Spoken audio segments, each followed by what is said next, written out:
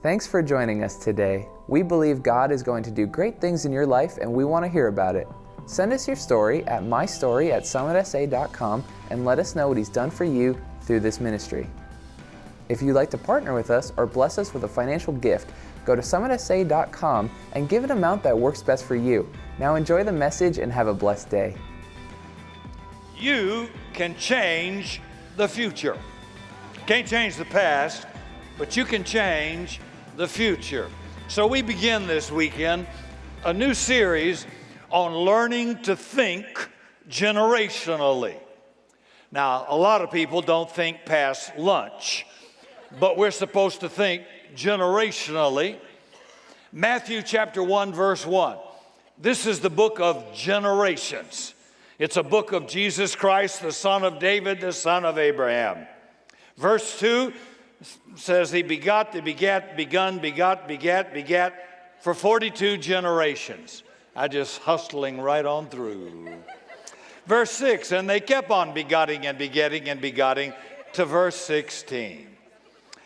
And Jacob, the father of Joseph, the husband of Mary, and Mary was the mother of Jesus, who's called Messiah. There were 14 generations in all from Abraham to David, and 14 generations from David to the exile in Babylon, and 14 generations from the exile to the Messiah. God thinks generationally. He's not one-dimensional like we are. He builds, He thinks, He plans generationally, way out there. Do you think way beyond yourself? As a church, do we think beyond now, us four and no more, or do we think what's to come generationally? Now, we typically think here and now, and because we do, people typically live for here and now. So people make short-term decisions, and they're short-term in their thinking. And when the Lord called Abraham, He wasn't just thinking about Abraham, He was thinking about you, thinking about me. How far ahead are you thinking? Proverbs 13, verse 22. A good man leaves an inheritance to his children's children. That's not just money. That's value, vision, purpose, habits. It affects everything. So our small thinking has limited God's impact in the earth. Half the church is standing at a rapture bus stop with a suitcase and a sword, and they don't know whether to fight or fly away. God's trying to get in the earth. The church is trying to get out of the earth. I don't get it. He said, when you pray, pray thy kingdom come, not go. Now, one day we will, but our focus is supposed to be on occupation on this earth. Occupy till I come. But a lot of Christians just sit down. They abandon the arts, the media, journalism, theater, the movie, music, style. They abandon it all because we're going to fly away by noon. You know what would cure a lot of people? Just quit watching Christian TV too much. I mean, there is a lot of goofy stuff that has messed up your thinking. Some of it's true, but it's out of context. And maybe it's imbalanced. I'm making a difference right now. I stood on a platform with Jack Van Impe, who told me when I was a young man, I would never have to pay for a wedding for my daughters. Jackie, you lied. I did. Had to pay for college education for 2 of them and a wedding for 1 of them. And maybe another one to come. Who knows?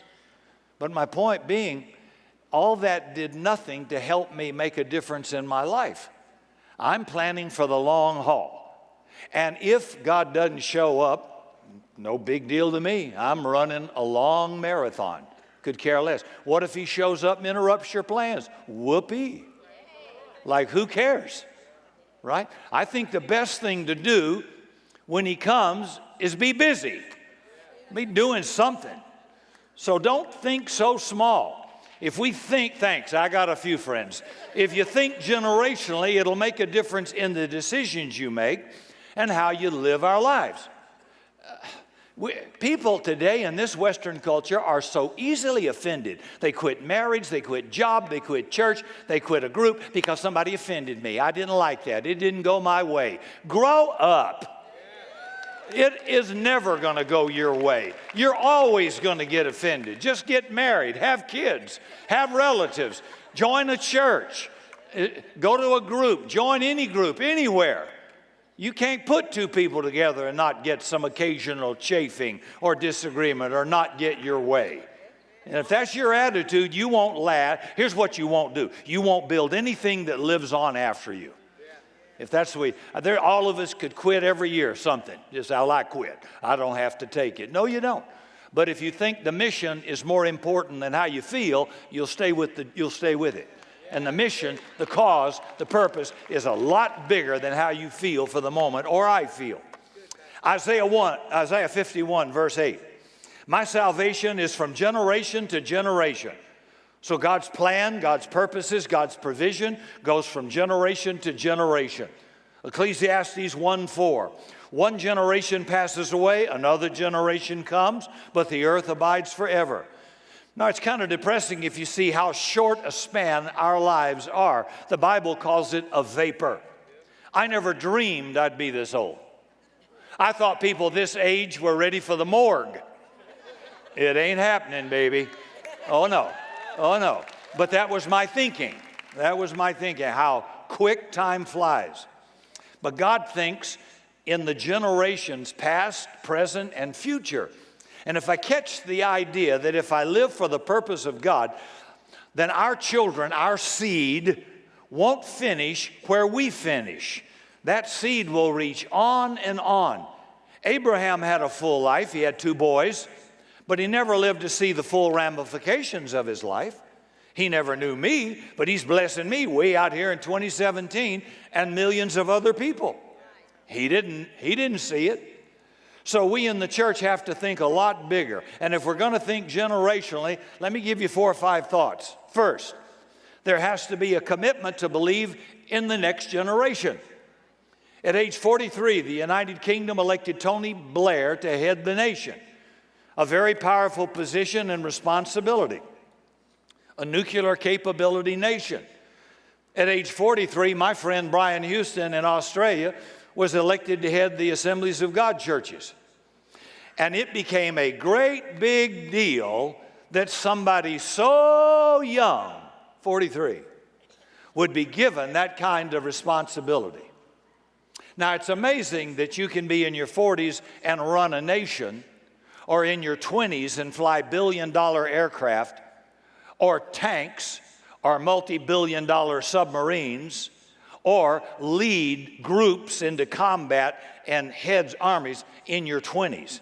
My father was 22 flying B-24 bombers into Nazi Germany on D-Day. In the Bible, these guys were in their 20s. Most didn't even live to be 40.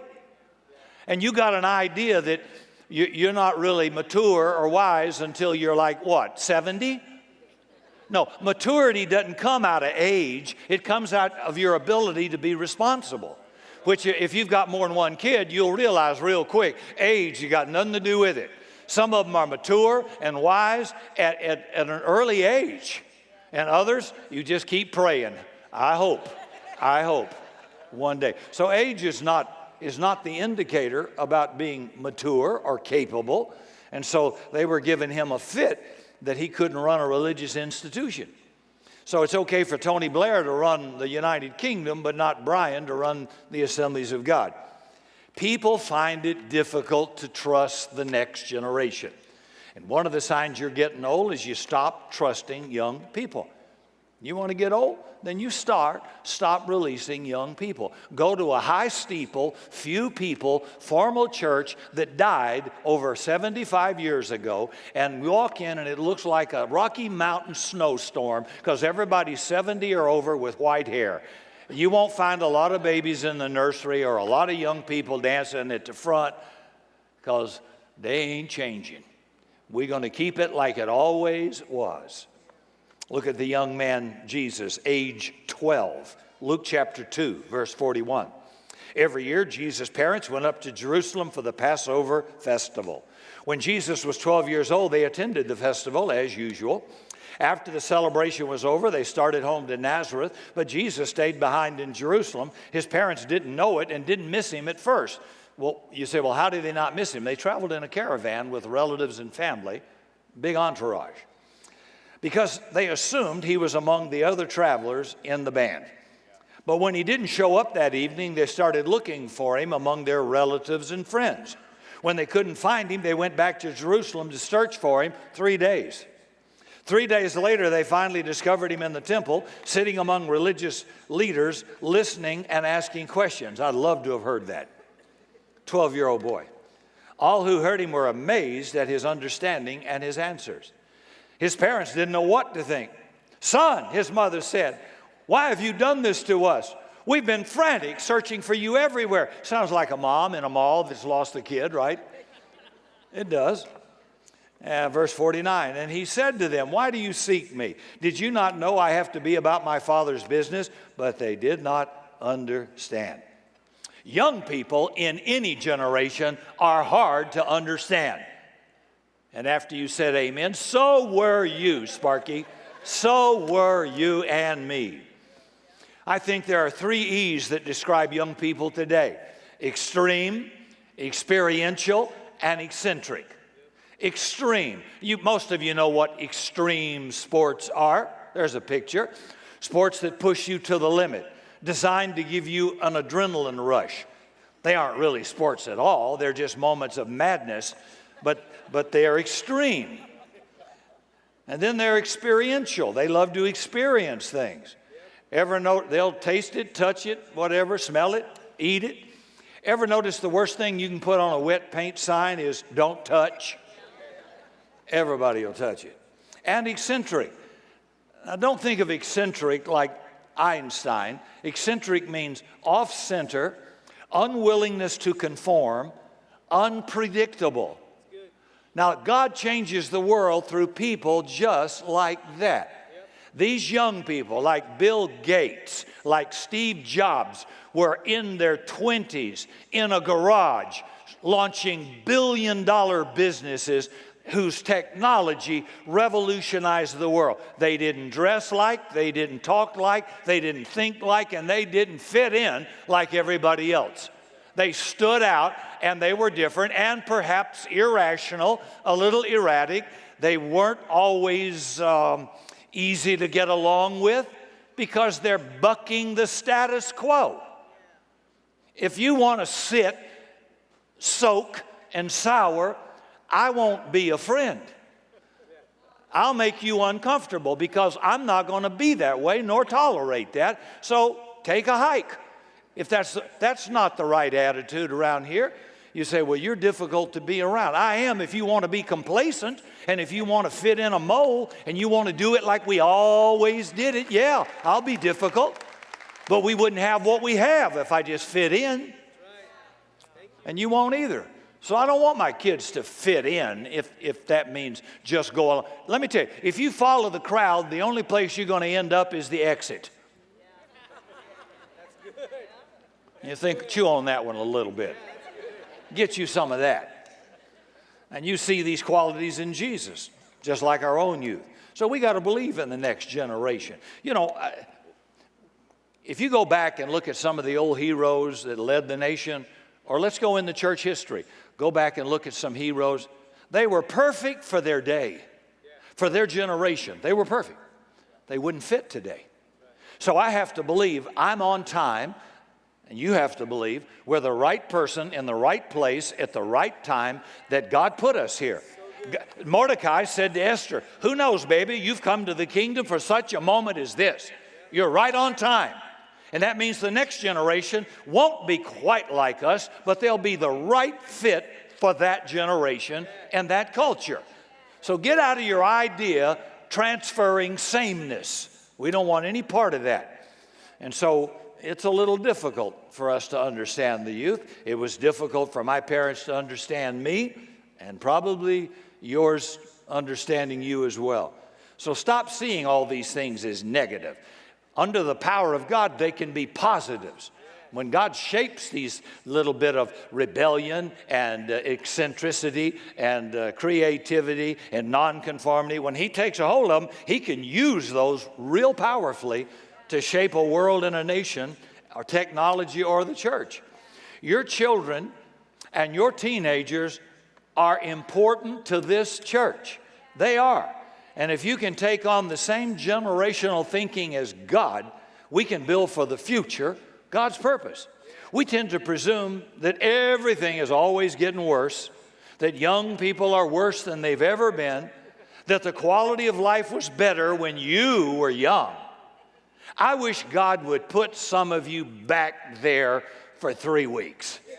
Go back to an old girlfriend, go back to an old job, go back to no cell phone, no air conditioning, no malls, no movies, fans in the ceiling of stores, and when you went window shopping, you literally were outside on a downtown street looking in a window to shop. That's a fact.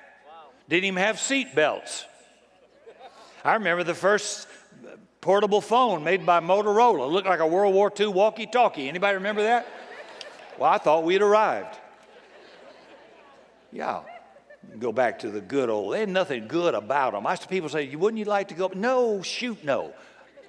My wife showed me a high school annual, and I looked at some people, and I thought, I could have married that, and I'm so glad I didn't. What in the world did I see there? How about you? Am I talking anybody else's language? Yeah, it's true. It's amazing how we embellish the past. Young people today have so much more potential than we had, and they've got so much more going for them. I want to tap into that. I don't want to be doing things the same way we are now, 5 years from now. What's relevant today won't be relevant next year, maybe next month. So what I want to impart to the next generation are values, not style, not methods. We got to keep moving forward and investing in the future. I've preached many times in the nation of Wales, quite a small nation, and they only worship in Welsh, the language Welsh, because Welsh was the language of the great Welsh revival in 1904 to 1905. 1 year. And they think if we keep worshiping in Welsh, it'll bring God back. But God didn't come because they were speaking or singing in Welsh. And now they're dead as Julius Caesar, and nobody goes to church. You see how silly it gets? God says, remember not the former things. They've come to pass. Behold, I do a new thing. You can't put new wine in an old wineskin. Structure, methods, style, technology are not sacred. They have a shelf life. Only truth is sacred. God's word is truth. That's the only thing that's eternal and sacred and doesn't change.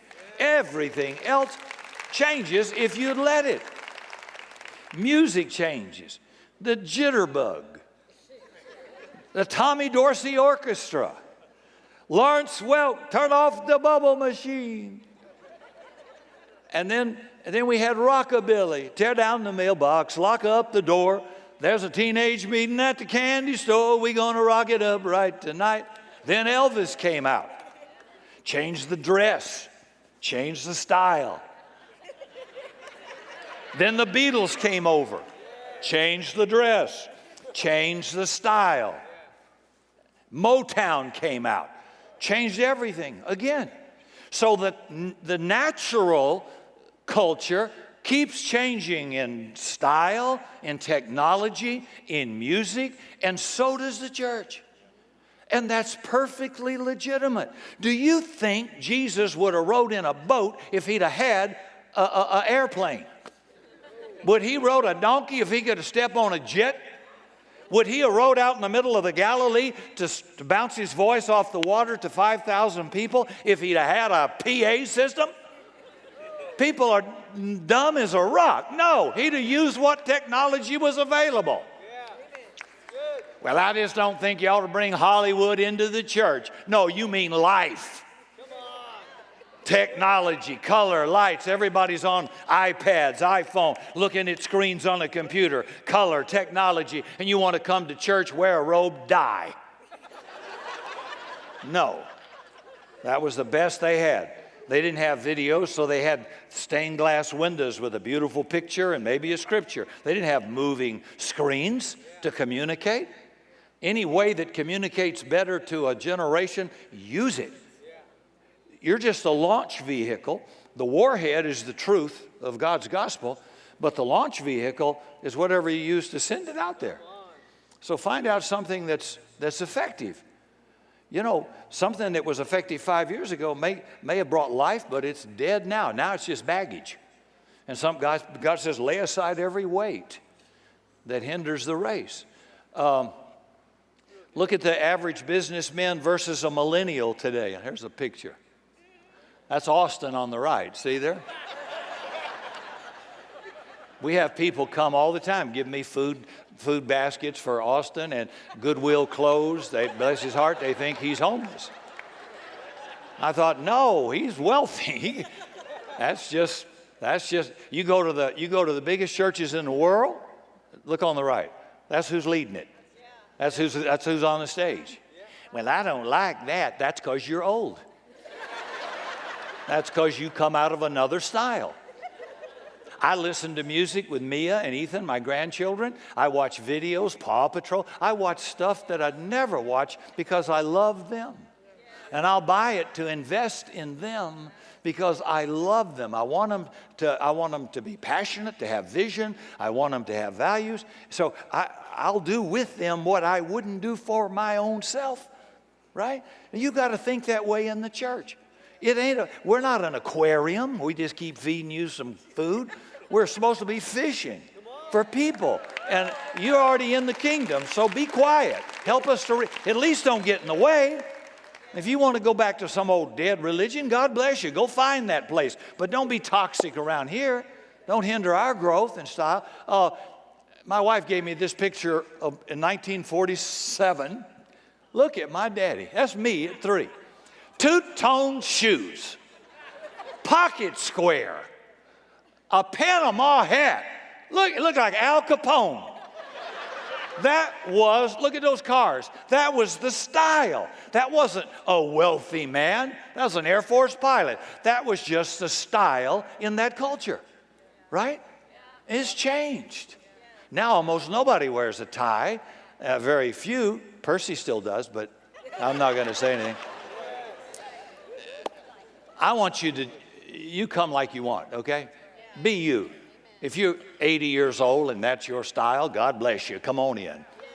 If you look like a homeless man like Austin, that's okay too. I am picking on Austin, okay? These guys will wear a fuzz hat in the middle of the summer. Like it ain't cold, Austin. It's not about function, it's about style. And it's tough to keep young people committed because they've got a saying now, FOMO, F-O-M-O, FOMO, fear of missing out. So they say, yeah, I'll be with you at church next week if something better doesn't come along. Yeah, I'll go out with you unless I get a better offer.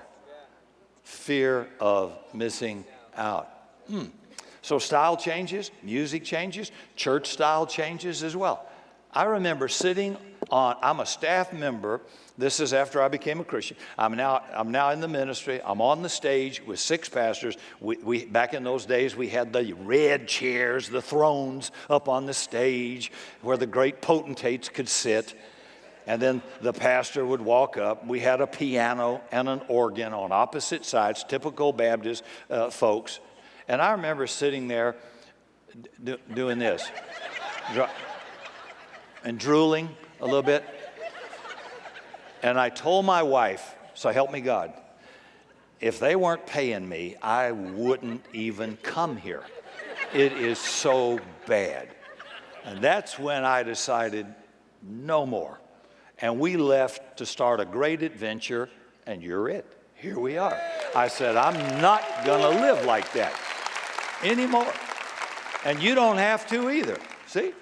So we got to have a commitment to the next generation. Secondly, take the opportunity to change the future. How? Well, by allowing your life to cut off the past. How you do that? The day, the year you gave your life to Jesus Christ, the curse of Adam was broken off of your life. And instead of being cursed, you are now blessed and highly favored with God through Christ. I pass on a blessing to the future now, not a curse. That means my family, my children, to 1,000 generations are blessed. Whatever addiction was in the family, whatever unemployment ran in the family, what divorce ran, that curse is now broken in Jesus' name. And that means it has no power over my future. My kids will cause my generations to get stronger, and so will yours. Some of you are sitting here today wondering, what's significant about my life? But that's just it. This side of eternity, we never know the full ramifications of it. Once in a while, because I travel extensively, once in a while I meet people in another nation who might say, my whole life was changed when I heard you in 1987, blah, blah, blah, blah. And I thought, I had no idea. How would I know that? I would have no idea. Nor will you always. Once in a while, God give you a little glimpse, but mostly you won't know till eternity. That's kind of cool.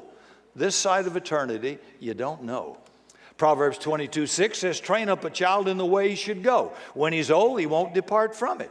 You know, you learn everything first from your parents, not your peer group, mom and daddy. If mom and daddy are cheap, you learn that. If mom and dad won't tip, you learn that.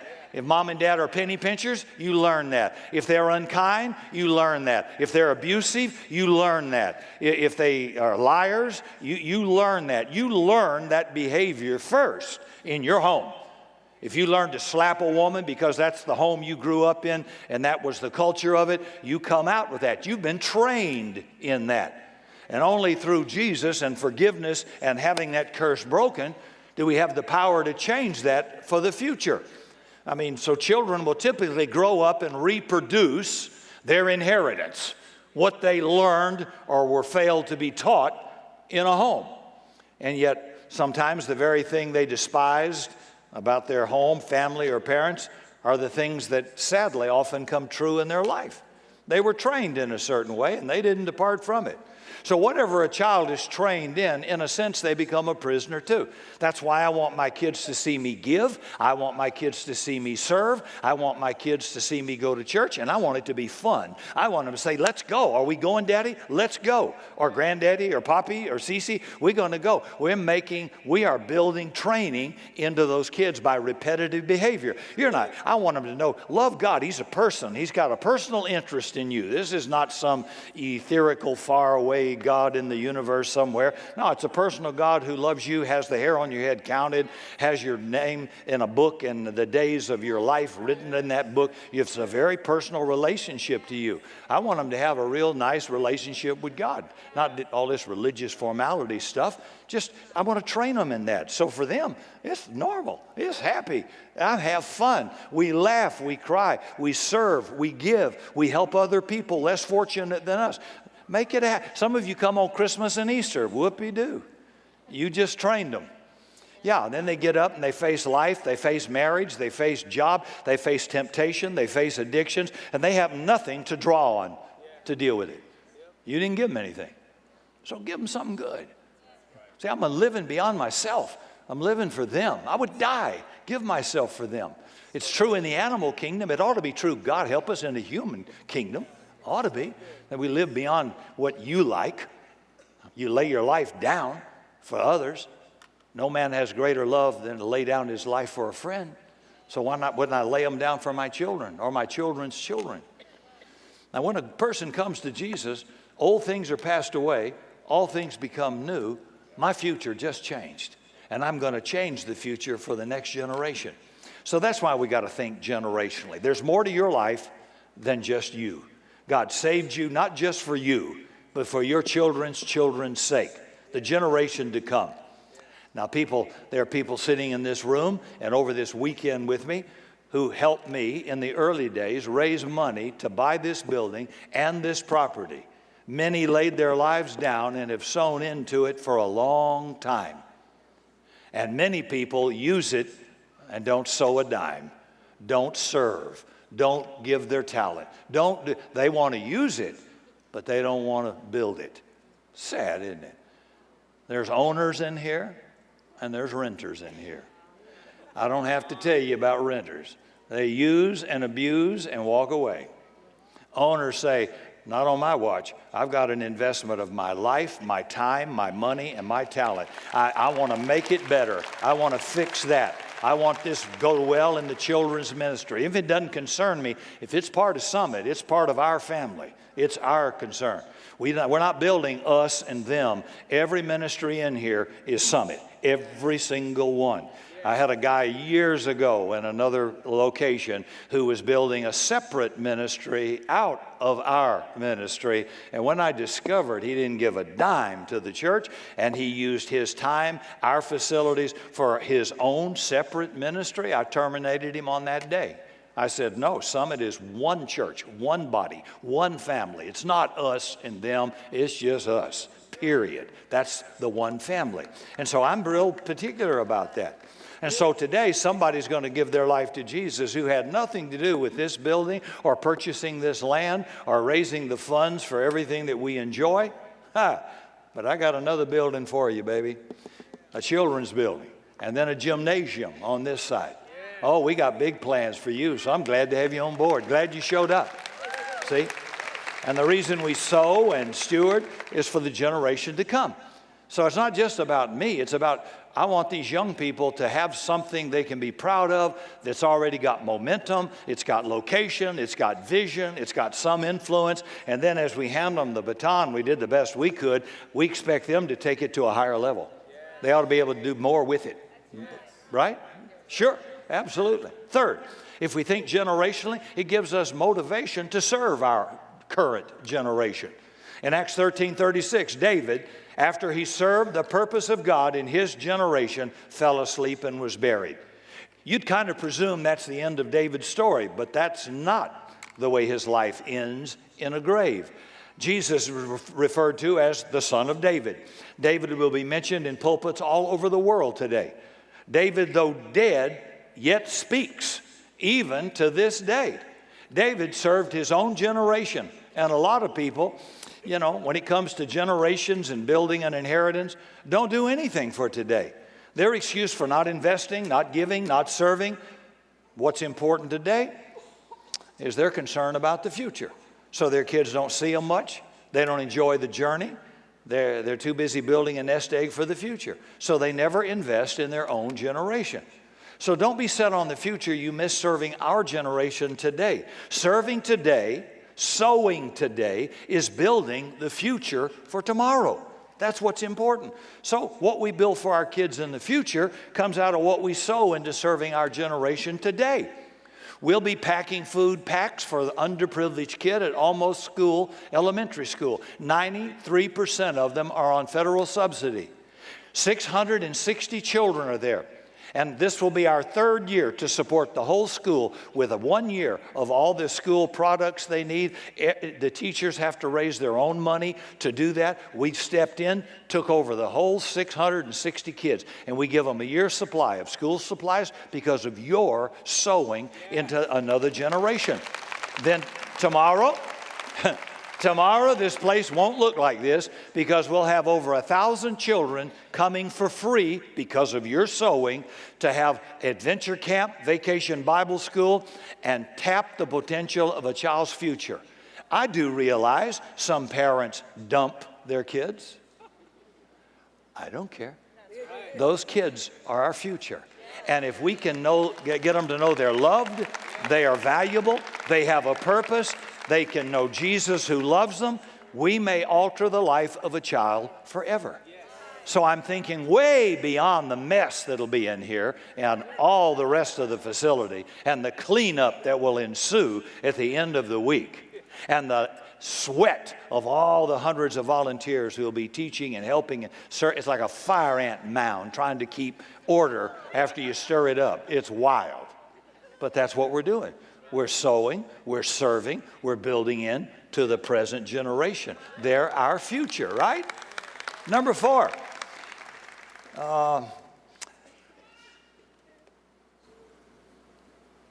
I was trying to think where I was. If we think generationally, it gives us the foresight to live correctly. It's a good motivation. Psalms 112, first 3 verses. Praise the Lord. How joyful are those who fear the Lord and delight in obeying his commands. Their children will be successful everywhere. That's bait to me. I like hearing that. Their children will be successful. An entire generation of godly people will be blessed. They themselves will be wealthy, and their good deeds will last forever. So to the upright, when you're upright, I'm trying to take religion out of it. It just means you're walking with good moral values. When it comes to temptation or distraction or discouragement or disappointment, when you walk upright, you have the power to resist it and to win over it. The Bible says the seed of the upright shall be mighty in the earth, not insignificant. So if I live my life the way God has purposed, my seed will get stronger in the earth. Remember, maybe just a note to parents, your kids are never going to think like you. They're not going to share the same way you think about everything. Stop it. All you have to transfer are values, not style, not dress. Oh, I can't believe that she's wearing that. I know, me either, but that's part of my culture, not hers. You're not going to win the battle. The battle you can win is transferring values. Not style, not music, not the way we did it. Does that make sense? Values. I want them to know and love God on a personal basis, and I want them to, be kind. God sets out some good. Don't steal. Don't take what's not yours. Tell the truth. Do what you said when you said you'd do it, like you keep your word. Good moral values. And life is good. And so I'm motivated to do that. So my children will be mighty in the earth. They won't just have what I got. They're going to have more. That means wherever we stop, they get to start. Our stopping point, that's why as long as I breathe, I want to expand as much as I can, possess as much of this 60 acres as possible, spread the influence, lower the debt, and pass on to them so when they grab that baton, they've got a head start to run and do something bigger than we ever dreamed of. But we did the best we could. I was 45 years old when I started. I didn't know squat. Just know a little now. But imagine what the young people can do with greater wisdom, more relevance, better teaching, and a good foundation. Holy cow, they ought to be able to knock it out of the park. 5 people, okay. So generations ought to get stronger. I mean, I look at churches, I've been here 30 years, and I could talk to some of my pals sitting out here, say the same thing. And we've seen churches start up, last 5 years, implode, go away. They never finish. They're not thinking generation. Well, if I don't get to sing, I'm leaving. Well, if I don't get to do this, if I don't get to vote, if I don't get to be on the board, if I don't get to, oh, God, it's awful. People are so easily offended. Well, I don't like the way they do that. Well, fine. That's the exit right back there. It's got a red sign over it. If you want to make everybody happy, sell ice cream. But you're not going to lead a family, a marriage, a business, a company, a division, or a church and make everybody happy. In fact, some people should not be happy because they're not doing what God wants them to do like He wants them to do it. They want to control or bewitch or use witchcraft to manipulate. No, no, no. That's the most famous word when you get older that'll make you more successful. No. What is it about no you do not understand? Yes and no are the only 2 boundary words Jesus gave us. Let your yes be yes, let your no be no. Not maybe, no. Yes. If a girl says no, that doesn't mean maybe, that means no. Right? Tell our athletes that or something. Number 5. Here's the last one. If we think generationally, it gives us wisdom to invest in the next generation. Moses left Egypt thinking he was leading God's people into the promised land, but old Mo never got there. Joshua, the next generation, took him in. It's interesting, David dreamed of building a temple for God. He raised the money, but he never got to see it. His son, the next generation, Solomon, built it on daddy's money. Jesus lived and died on the cross for a new covenant church, but he died before it became a total reality. Now, of course, he's alive forever today. Romans 8:29, he's the firstborn of many brethren. So we're here today glorifying God because of Jesus. If we think only one generation, then much of the fruit of our life is going to be lost. You know, most believers don't think generationally because they're expecting to fly away. Jesus will come again, but a flyaway mentality will cause us to forget the generation to come. Because if he does not, you better have built something, right, that will live on after you. Our kids, those touched by our ministries, will thank God our generation broke away from a typical religious mold. We won't even live to see all that we're believing for, giving for, and living for. But our children will. So let's refuse as a group, as a church family, to be selfish, immediate, short-sighted, and refuse to make decisions that have to do only with us. Let's be big enough to see the opportunity to impact and bless the next generation and change the future. I wish every government official, every person that makes decisions would think, is the next generation going to curse me or bless me because of the choices and decisions we're making today? You know, that's true. I wish the government would as well. Are they going? Is this just immediate for me, or how will this impact the next generation? We can change the future. And those that have given their life to Christ, if you succeed, will make it easier for others to follow. You know, when you go home and look at that snotty-nosed brat or that hard-to-understand teenager, don't get discouraged. Realize they're the reason you're here in the first place. Trust God. You know, do the best you can. He's able to make something out of them in his time. Love them unconditionally, whether they're in a prison or a palace. You can't make me not love you, period. That's the way God feels about you. Thanks for joining us today, and may God richly bless you. For more information on Summit Christian Center, visit summitsa.com.